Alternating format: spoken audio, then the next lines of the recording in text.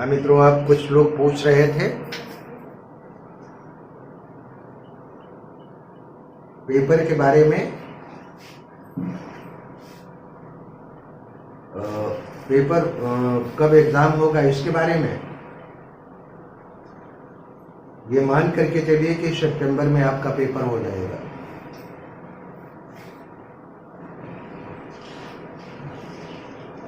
अब ये तो नहीं कहा जा सकता है, ये तो मालूम है कोर्ट का आदेश था जुलाई तक जो है ये कोर्ट का डायरेक्टिव था कि जुलाई तक जो है सबको अपॉइंटमेंट देना है, लेकिन कोरोना पीरियड के कारण ये तो ज़्यादा से ज़्यादा महीने 2 महीने का समय ही लेंगे। उसके बाद जैसे ही ये अब धीरे धीरे लॉकडाउन खोल रहे हैं और सितंबर में मान करके चलिए कि पेपर हो जाना है। मेरी आवाज़ पहुंच रही है कि नहीं आप लोगों तक? हाँ जी। तो मैं एक आप लोगों को सलाह दे दूं ये कि पीजीटी में इंटरव्यू खत्म हो चुका है। सारा का सारा खेल आपके मेरिट के ऊपर है। तो आप लोग इतनी मेहनत कर डालें कि जो भी आपके पास टेस्ट पेपर पहुंच रहा है और फुल लेंथ टेस्ट जो है एक तो पहुंचा है, दूसरा भी पहुंचेगा। समय कम होने के कारण मैं 20 टेस्ट पेपर फुल लेंथ का तैयार कर रहा हूं, आप उसको रट डालिएगा। बाकी समय जो मिलता है आप और भी पढ़ाई कीजिए। वर्ड पावर सारे सिलेक्टिव वर्ड पावर जाएंगे। जितने आपके पास टेस्ट पेपर पहुंच रहे हैं उसको तैयार रखिए और जो फुल लेंथ टेस्ट है उसको भी। सिलेक्शन निश्चित रूप से होगा। बस आप पूरी तरह से ये ध्यान में रखिए कि अब सारा कुछ हमारा करियर केवल 2 महीने की मेहनत के ऊपर डिपेंड करता है। इसमें भैया अगर आप लोग जरा सी भी सुस्ती लापरवाही बरतेंगे तो इतनी बड़ी वैकेंसी फिर निकट भविष्य में कभी आएगी कि नहीं आएगी इसके बारे में कुछ कहा नहीं जा सकता है। इसलिए टोटली फोकस कीजिए। लैंग्वेज के जितने भी आपके सेगमेंट हैं, जितने भी पेपर हैं, वो सब मैं आपको जो है अपलोड करता रहूँगा। बस आपकी जिम्मेदारी ये है कि उसको पूरी तरह से तैयार कीजिए। और पर डे तो सारी चीज़ें अपलोड हो रही हैं। अगर आप लोग चाहें तो हर दिन कम से कम 5-6 घंटे का मटेरियल आपके पास पहुंच रहा है। घर पर बैठे हैं, बहुत से काम आ जाते हैं अनावश्यक, तो उस काम को भी अवॉइड कीजिए। पूरी तरह से जो है आपका समय किताबों और पढ़ाई के साथ बीतना चाहिए। बाकी आपकी मर्जी है। मुझसे जितना बन पड़ रहा है वो मैं कर रहा हूँ। और जुलाई से लॉकडाउन खुल जाएगा, जुलाई से कोचिंग और विद्यालय भी खोल देंगे, तो फिर देखी जाएगी। लेकिन आपका ये पीरियड 15 अप्रैल से क्लास शुरू हुई है और कभी नेटवर्क की प्रॉब्लम के कारण ही बंद हुई होगी क्लास, बाकी सब चलती रही है। और इसका कारण ये है कि हम लोग 3 राइटर टीजीटी के खत्म कर चुके हैं। कुछ इसमें केवल पीजीटी के, जैसे मनीषा एक बच्ची है, पता नहीं जुड़ी है कि नहीं, देखो जरा इसमें मनीषा जुड़ी है कि नहीं। मनीषा मेरी बात सुन रही हो कि नहीं?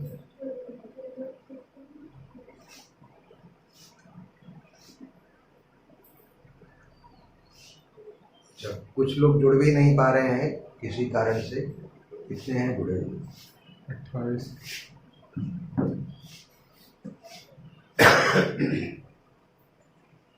जिन किसी को भी अगर मनीषा जुड़ी हो, हेलो, चलिए कोई बात नहीं है। हम लोग कल नाउन क्लास की चर्चा कर रहे थे। तो नाउन क्लास में 4 की चर्चा हो चुकी थी। नाउन क्लास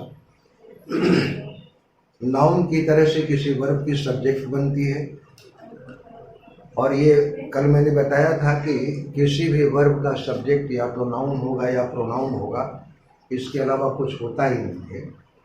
और दूसरी चीज़ ये कि किसी भी वर्ब का ऑब्जेक्ट होगा तो नाउन ही होगा, बाकी कुछ नहीं हो सकता है। प्रीपोजिशन के बाद अगर कोई भी शब्द आएगा तो वो प्रीपोजिशन का ऑब्जेक्ट कहलाएगा, और वो प्रीपोजिशन के बाद केवल और केवल नाउन या प्रोनाउन ही आ सकता है, या उसी की तरह से काम करने वाला। पूरे अंग्रेजी भाषा में केवल दो ही शब्द हैं जिसकी चर्चा हो चुकी थी कल, या तो इन्फिनिटिव होगा या जेरंड होगा।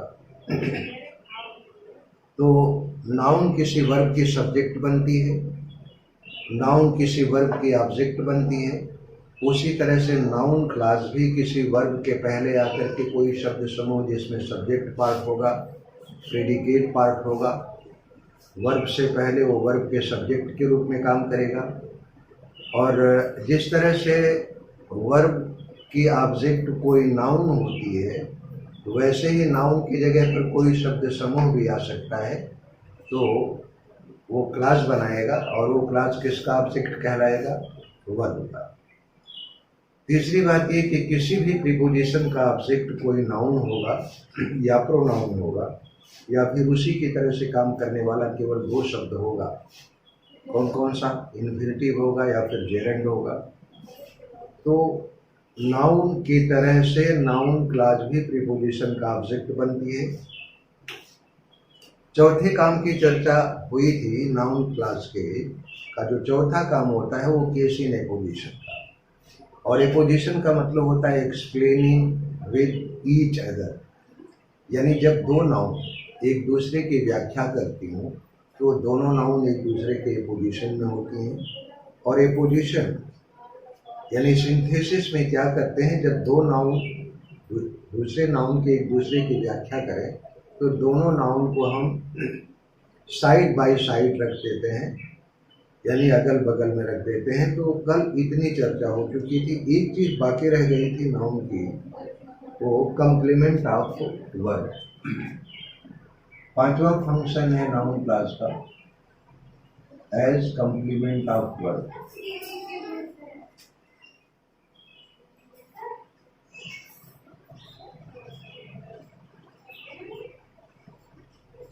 Complement of verb of incomplete predication.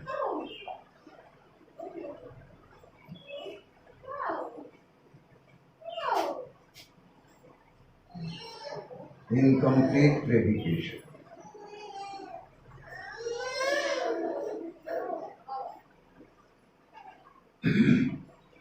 और उसमें इनकम्प्लीट प्रेडिकेशन में खास तौर से जो है वर्ब बी होती है। वर्ब बी का मतलब ही होता है इज, एम, आर, और इसके पास्ट फॉर्म है वाज और वर। इसके अलावा सीन है, अपीयर है, लुक है, ये भी वर्ब ऑफ इनकम्प्लीट प्रेडिकेशन मानी जाती हैं। तो पहले ये देखा जाए कि कुछ सेंटेंस में लिख रहा हूँ कि he is, I am, they are, she was। ये सेंटेंस क्या कंप्लीट है कि इनकम्प्लीट है? आवाज भी आपकी आती रहनी चाहिए। इनकम्प्लीट है, बिल्कुल सही है, इनकम्प्लीट है, क्योंकि ये जितनी भी हैं ये सब क्या है? वर्ब भी है। और वो वर्ब भी हमेशा अपने अर्थ को पूरा करने के लिए कोई ना कोई कंप्लीमेंट, पूरक कंप्लीमेंट रखेगी, और वो कंप्लीमेंट या तो नाउन होगा या प्रोनाउन होगा। वर्ब बी का कंप्लीमेंट हमेशा नाउन होगा या प्रोनाउन होगा। और अगर कोई दूसरा शब्द होगा तो या तो वो क्वालिफायर होगा या फिर मॉडिफायर होगा। क्वालिफायर यानी कि एडजेक्टिव होगा, मॉडिफायर मतलब कि एडवर्ब होगा।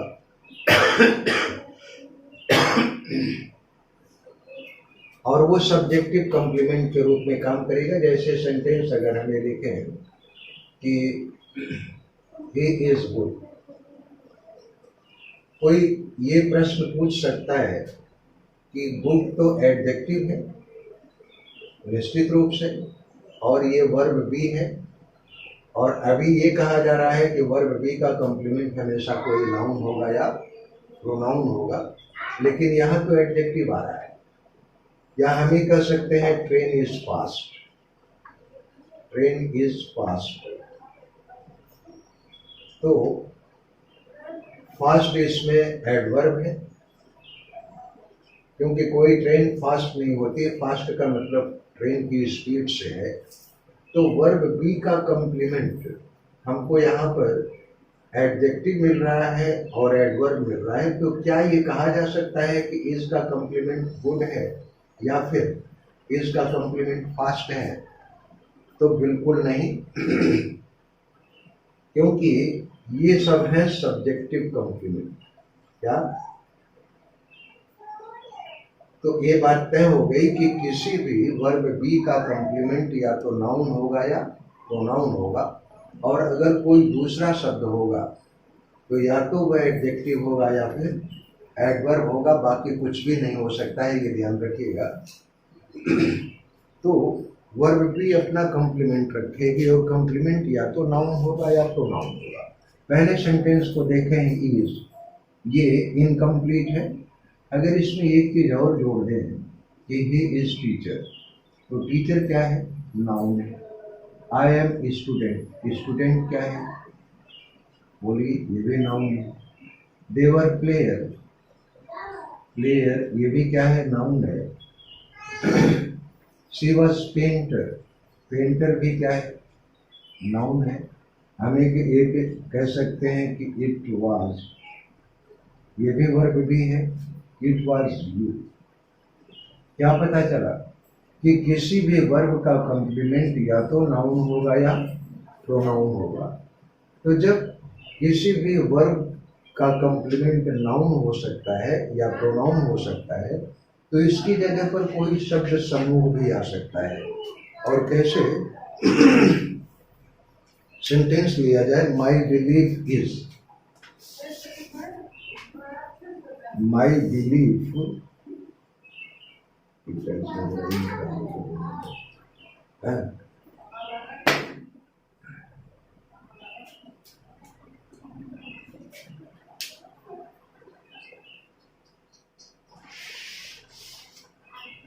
सेंटेंस अगर लें, माई बिलीफ इज, सेंटेंस क्या पूरा है कि अधूरा है? माई बिलीफ इज इनकम्प्लीट है क्योंकि ये वर्ब भी है। My belief is that he will not come,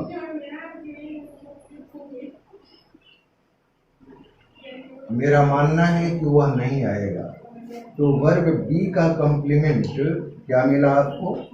ये शब्द समूह मिला जिसमें सब्जेक्ट पार्ट भी है और ये विल नॉट कम क्या है? प्रेडिकेट पार्ट है। यानी कि क्लास बना रहा है, लेकिन ये क्लास किस रूप में काम कर रहा है? वर्ब बी के कॉम्प्लीमेंट के रूप में। और वर्ब बी का कॉम्प्लीमेंट या तो नाउन होता है या फिर प्रोनाउन होता है, इसलिए हम आप इसको नाम देंगे क्या? Noun class. किस रूप में फंक्शन कर रहा है? Functioning as, functioning as complement of, बोलिए, functioning as complement of verb, किसका? वर्ब बी यानी कि इज, राइट। दूसरा सेंटेंस अगर लिया जाए कि लाइफ इज, मिटाएं इसको, चलिए यहीं पर ले लिया जाए कि लाइफ इज,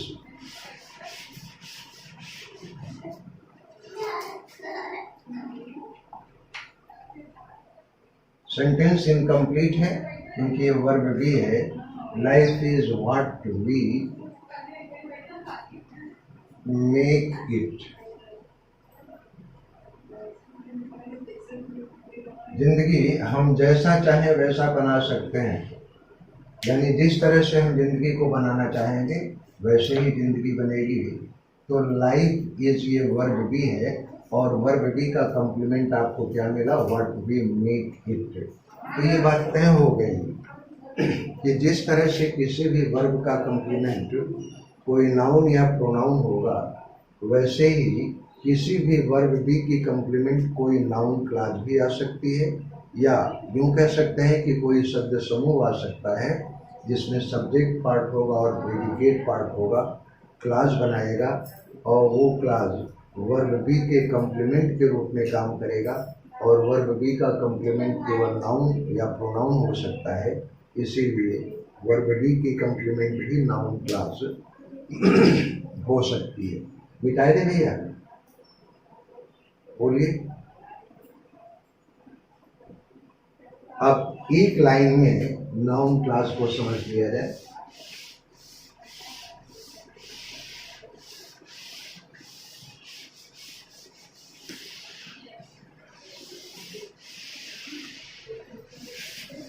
नोट में देखिएगा कि noun class always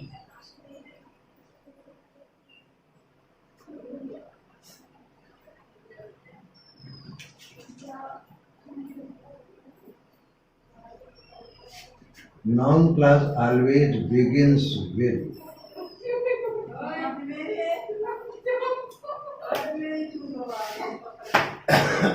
noun class की हमेशा शुरुआत किस शब्द से हो सकती है, रिलेटिव प्रोनाउन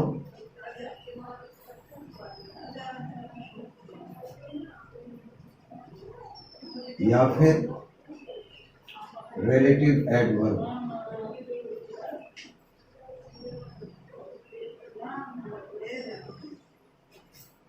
रिलेटिव प्रोनाउन में कौन कौन से हैं, हु, विच, व्हाट और दैट। और रिलेटिव एडवर्ब में व्हेन, वेयर, व्हाई और हाउ। हमेशा नाउन क्लास या तो रिलेटिव प्रोनाउन से शुरू होगी या फिर रिलेटिव एडवर्ब से शुरू होगी, लेकिन इन शब्दों के साथ कोई शब्द समूह भी आने चाहिए जिसमें प्रेडिकेट और सब्जेक्ट होगा, तभी तो क्लास बनेगी। कहिए तो एग्जाम्पल दो एक करके देख लिया जाए। पहले जैसे I know who he is, इसमें बताइए कि नाउन क्लास कौन सी है, बोले। हु ही इज ये नाउन क्लास है, और ये किस रूप में काम कर रही है भैया, ये वर्ब नो के ऑब्जेक्ट के रूप में, राइट। अच्छा, I know when he came, when he came, इसमें बताइए नाउन क्लास है किस रूप में,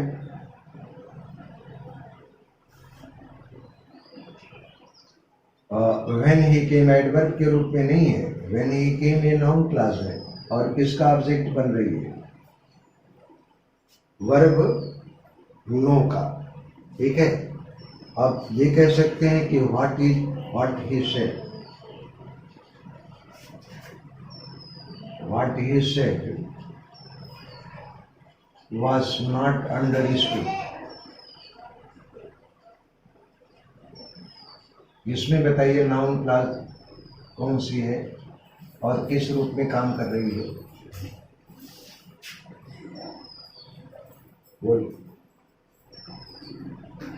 What he said ये नाउन क्लास है, और फंक्शन किस रूप में कर रही है, वर्ब के सब्जेक्ट की, राइट।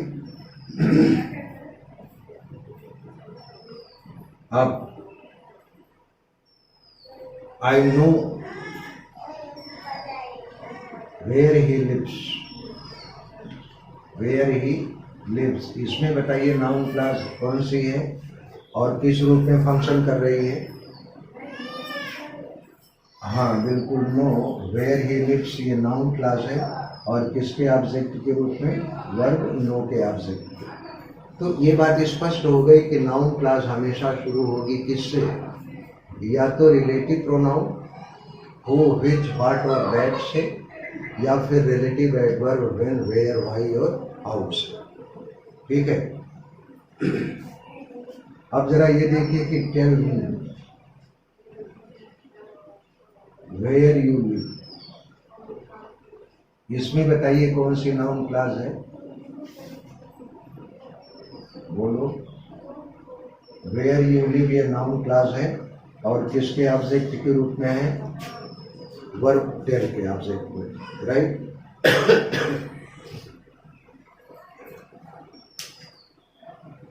अब अजय क्यों कंफ्यूज हो रहे हो? देखो ये टेल, इसको निकाल दो। अब भी तो सेंटेंस सही है ना?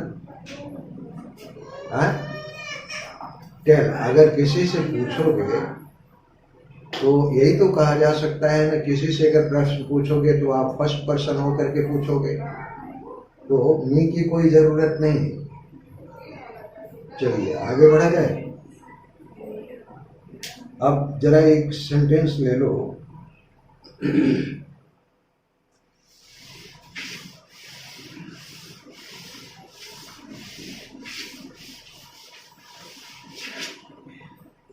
Your statement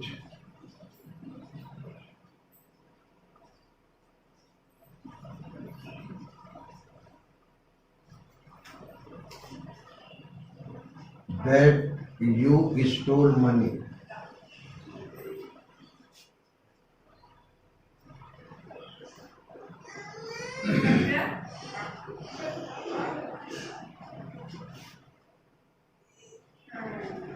does not bear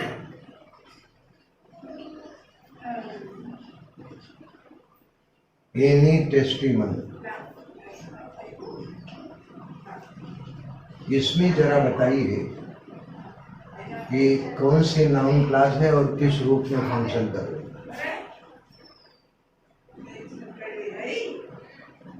बिल्कुल सही है। किसने कहा?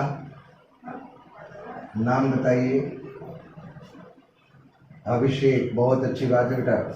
योर स्टेटमेंट, स्टेटमेंट क्या है? ये नाउन है। और स्टेटमेंट क्या है कि that you stall money, that you stall money यही स्टेटमेंट है। और स्टेटमेंट ये कि दैट यू स्टोल मनी, तो ये नाउन क्लास है और किस रूप में काम कर रही है? केस इन एपोजिशन या एपोजिशन विद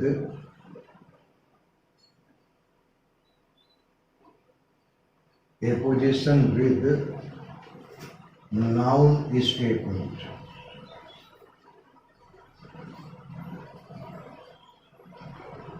कोई दिक्कत भैया? तो मैं समझता हूं कि नाउन क्लास अब आप लोगों को क्लियर हो गई होगी।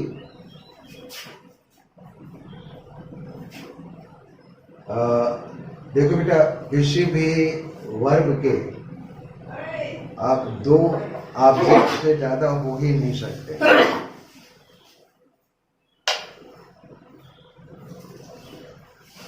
हाँ,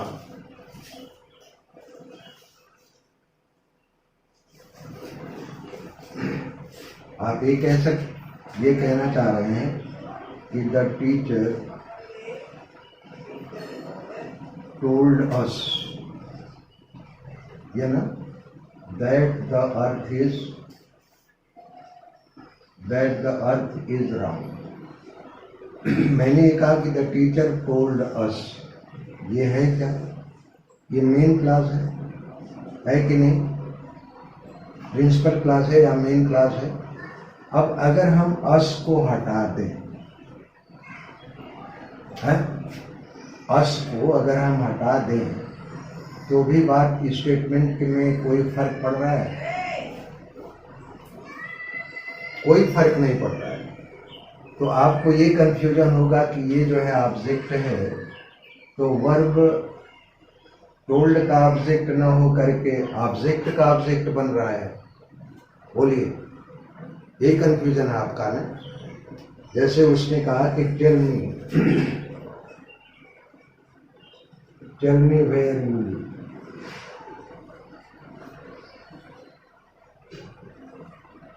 मी को अगर निकाल दिया जाए तो भी कोई फर्क नहीं पड़ेगा सेंटेंस के ऊपर। टीचर कहता है कोई बात, किसी से कहता है, या हम ये भी कह सकते हैं टोल्ड देम, बोलिए, तो भी कोई फर्क नहीं पड़ेगा। कहने का मतलब यह है कि नाउन क्लास हमेशा वर्ब की ऑब्जेक्ट के रूप में काम कर रहे हैं। चलिए आगे बढ़ें। ठीक, हेडिंग डाल दें आप लोग, एडजेक्टिव क्लास।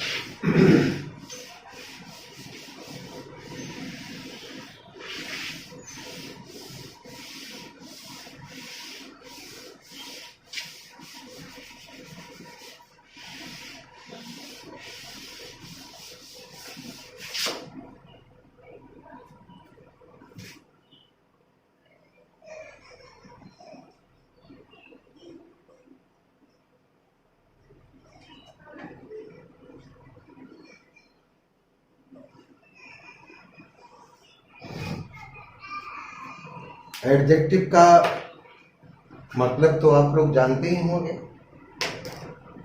बोले भैया, क्या है जी?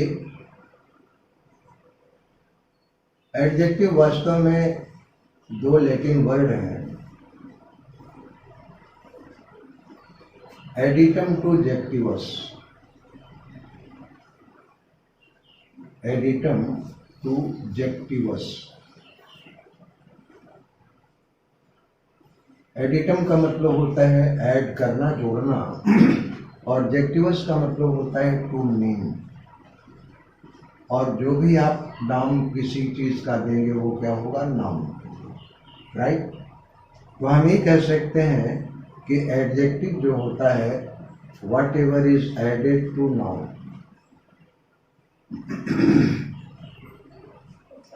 whatever is added to noun। Noun में जो भी शब्द जुड़ेगा वही क्या बनेगा? एडजेक्टिव बनेगा, राइट। तो एडजेक्टिव का केवल और केवल काम क्या होता है? एडजेक्टिव ऑलवेज क्वालिफाइज, बोलिए,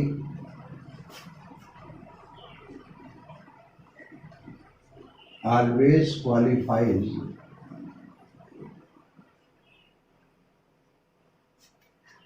noun, या फिर आप कह सकते हैं प्रोनाउन। प्रोनाउन कुछ भी नहीं है बल्कि फॉर नाउन है। तो ये कहा जा सकता है कि एडजेक्टिव हमेशा किसकी विशेषता बताएगा? नाउन की विशेषता बताएगा। समझ रहे हैं कि नहीं? तो अब अगर क्लास की बात की जाए तो एडजेक्टिव क्लास क्या हो सकता है? कि group of words,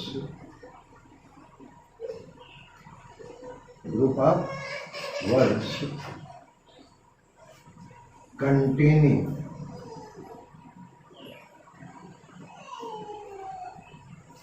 subject part and, बोलिए, predicate part,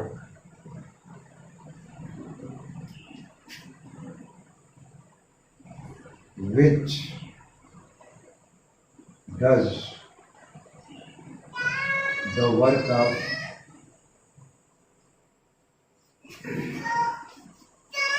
an adjective, right.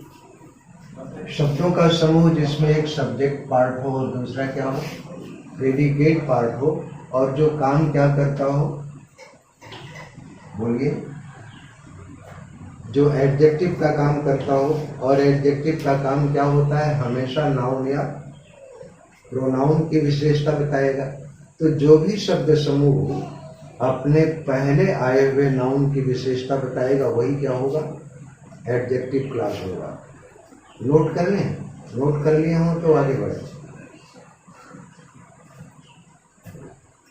हाँ नोट कर लें, फिर इसके बाद रवि बोल रहे हो क्या? अच्छा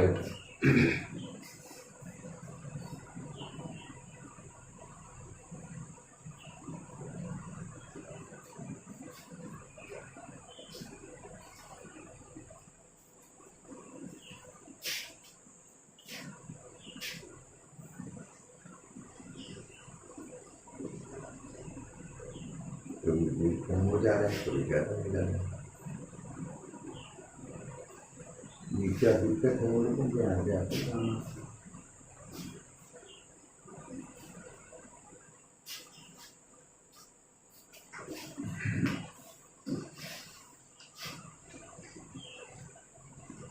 नोट कर लें तो फिर बोलें। बहुत अच्छी बात है। तो जरा एक काम ये कीजिएगा कि मैंने कहा था कल एक शब्द में मैं खत्म करूंगा, एक सेंटेंस में एडजेक्टिव क्लास को, और वो हर स्थिति में वो फंडा कभी जो है गलत होता ही नहीं है। सीधी सी बात ये कि कोई नाउन या प्रोनाउन, क्या मिले आपको? नाउन या प्रोनाउन, इसके तुरंत बाद आपको क्या मिल जाना चाहिए? कोई रिलेटिव प्रोनाउन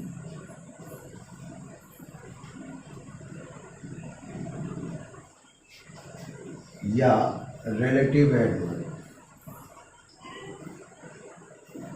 ये बन गई आपकी एडजेक्टिव क्लास।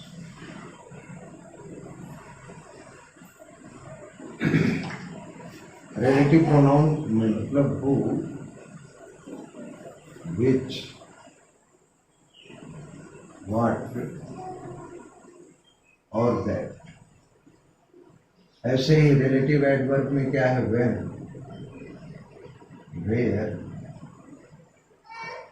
व्हाई और हाउ। किसी भी नाउन या प्रोनाउन के तुरंत बाद अगर ये शब्द शुरू हो जाए, यानी कि रिलेटिव प्रोनाउन या रिलेटिव एडवर्ब, तो ये समझ जाइएगा आंख मत करके वहीं से क्या बना दी? एडजेक्टिव क्लास बना दी। ठीक है भैया? सेंटेंस से देखा जाए, बोलिए।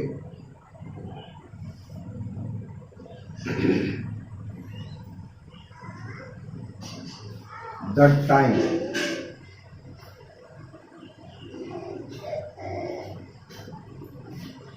when the train will go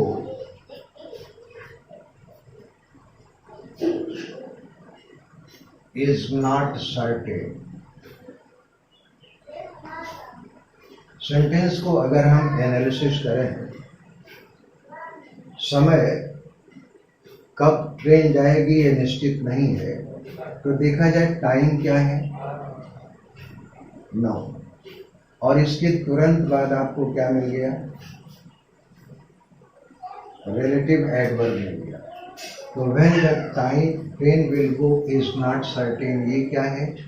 बन गई आपकी एडजेक्टिव क्लास, जिसमें कि सब्जेक्ट पार्ट भी और प्रेडिकेट पार्ट भी है। लेकिन ये पूरा का पूरा शब्द समूह किसको जो है क्वालिफाई कर रहा है? अपने तुरंत पहले आए हुए noun time.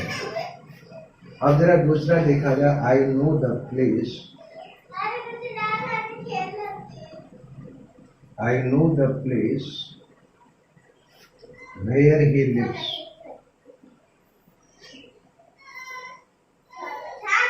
I know the place where he lives, इसमें बताइए एडजेक्टिव क्लास कौन सी है? Where he lives. Adjective class क्यों है? क्योंकि अपने तुरंत पहले आए हुए प्लेस के बारे में, ठीक है, नाउन के बारे में। ठीक, अब I know the man,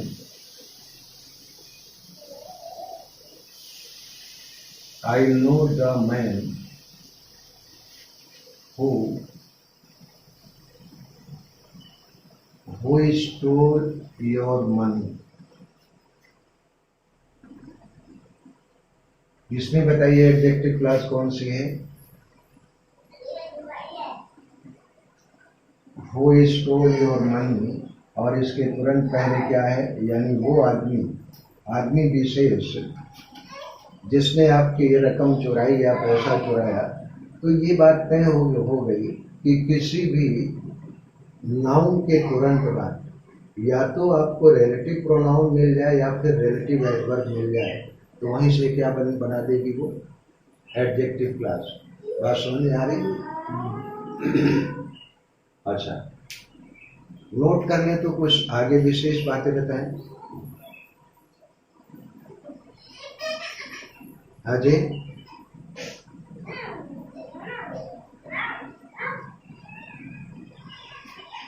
clear जो है, आवाज सुनाई नहीं पड़ रही है?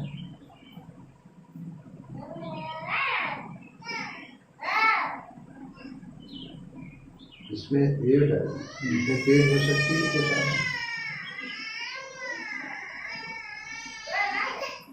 अब किस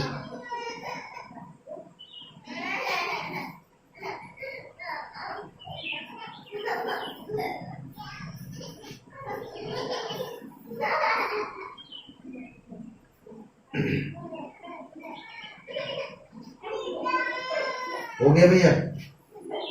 इसमें जरा एक नोट लिख लें, मिटाऊं?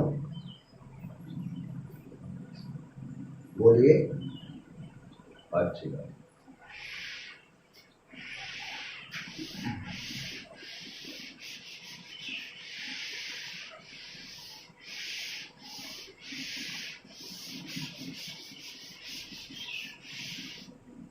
ये तो बात तय हो गई कि किसी भी नाउन या प्रोनाउन के तुरंत बाद अगर कोई रिलेटिव प्रोनाउन या रिलेटिव एडवर्ब आ जाता है तो वहां से जो शब्द समूह होगा उसके साथ वो adjective class.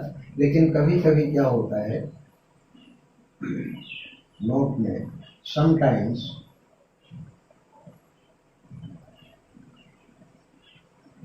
Relative pronoun and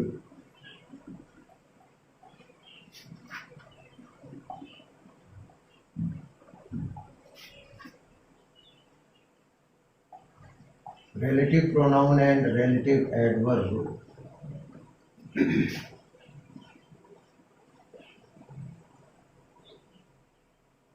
are understood। लिखा नहीं जाता है बल्कि वो खुद ही समझ में आ जाता है। एग्जाम्पल के रूप में अगर हम सेंटेंस लें कि eat all you can, eat all you can, सब खा लो जितना आप चाहो, जितना आप खा सकते हो। इसमें बताइए कि ईट ऑल, इसमें रिलेटिव प्रोनाउन क्या है? That you can. बात समझ रहे हैं कि नहीं? हम दूसरा सेंटेंस लें, I saw the man I know, I saw the man